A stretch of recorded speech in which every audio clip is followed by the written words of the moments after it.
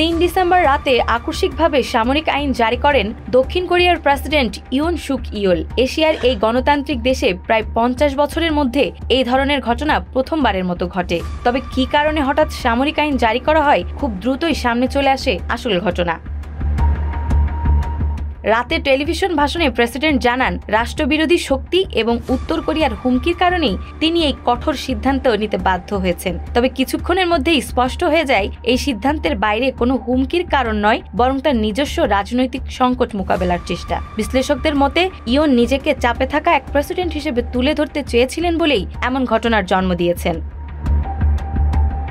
President ইয়ন সুক ইয়োলের আকস্মিক সামরিক আইন জারির প্রেক্ষাপটে দেশজুড়ে তৈরি হয় চরম উত্তেজনা। আইন জারির পরপরই হাজারো মানুষ সিওলের পার্লামেন্ট ভবনের সামনে বিক্ষোভে নামেন। এই সময় বিরোধী দলীয় সংসদ সদস্যরা দ্রুত পার্লামেন্টের জরুরি অধিবেশনে মিলিত হয়ে সামরিক আইন প্রত্যাহারের প্রস্তাব পাশ করেন। সেই সাথে প্রেসিডেন্ট ইয়নের আদেশকে অবৈধ ঘোষণা করা হয়। সামরিক আইন জারি ও 24 ঘন্টার আগেই তা প্রত্যাহার হওয়ায় প্রেসিডেন্ট ইয়ন সুক ইলকে দক্ষিণ কোরিয়ার জনসাধারণ অবিবেচক, কৌশলী বলে আখ্যা দিয়েছেন। এদিকে বিরোধী দলের আইন প্রণেতাদের একটি জোট জানিয়েছে তারা আজকেই পার্লামেন্টে ইয়োলকে অভিশংসয় করার জন্য একটি বিল উত্থাপন করবেন এবং আগামী 72 ঘন্টার মধ্যেই এই বিষয়ে সিদ্ধান্তের জন্য ভোটের আয়োজন হবে। এতে ইয়নের রাজনৈতিক যাত্রা সুদূরপ্রসারী না হওয়ার সম্ভাবনা দেখা দিয়েছে।